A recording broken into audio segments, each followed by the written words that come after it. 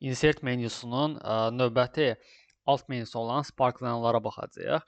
Sparkline'lar mənim mini qrafiklərimdir, hansı ki müəyyən bir trendi analiz eləmək üçün daha çox istifadə edilir. Baxın, belə bir məlumat bazamız var.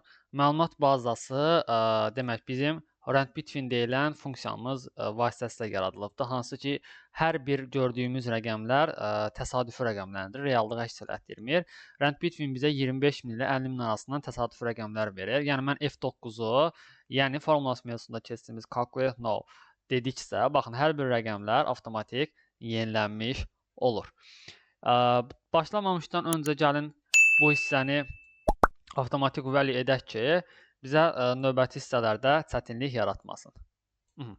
Demək, məlumatımız nəyə əks elətdirir? Məlumatımız bizə telefon markalarının trendini ölçəcəyik. Məlumatımız bizə telefon markalarının hər yarım il üzrə və belə deyək də, hər yarım ildə aylar üzrə qazandığı gəliri göstərir.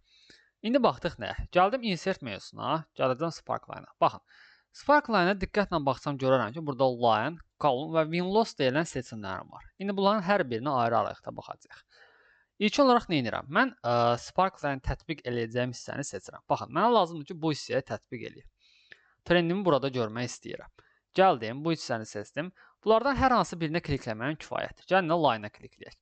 Baxın, burada mənə range üçün iki seçim verir. Location range zaten seçili olacaq, çünki biz əvvəlcədən seçmişik. Ancaq sonradan dəyişdirmək istəsək, hər hansı bir hissəni seçib bu şəkildə dəyişdirə bilərik. Yəni əvvəlcədən seçdiyimizə görə bizə burada göstərir.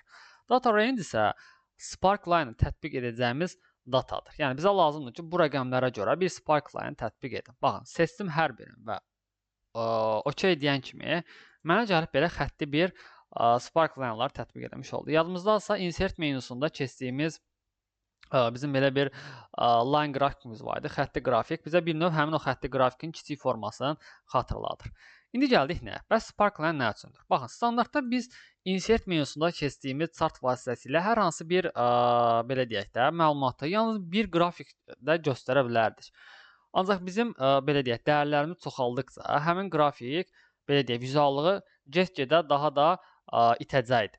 Ancaq biz sparkline'lar vasitəsilə hər xanada hər bir məhsul üçün ayrı-ayrı bir line qrafik tətbiq edə bilərik bu formada və rahat şəkildə mən bir baxışla burada trendimi görə bilərəm. Hansı vaxtda azalma var, hansı vaxtda artım var.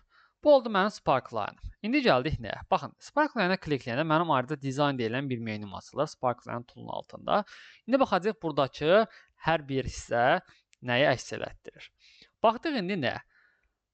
Gəlin başlayaq birinci type bölməsindən. Çünki nəyə görə type-dan deyirəm? Əgər yadımızdasa biz ilkin olaraq sparkline tətbiq eləyəndə də ilk 3 seçim görmüşdük. Line, column və win-loss. Həmin o seçimlərin hər biri burada da var. Bunlar bizə seçim təklif edir ki, hansı formada sparkline tətbiq etmək istəyirəm. Line xəttidir, yəni line seçməklə xətti bir sparkline tətbiq eləyərəm. Tip olaraq column seçsəm, baxın, bu şəkildə sütunvari. Win-loss desəm, məsələn, burada biz heç bir belə deyək də fərq görməyəcəyik.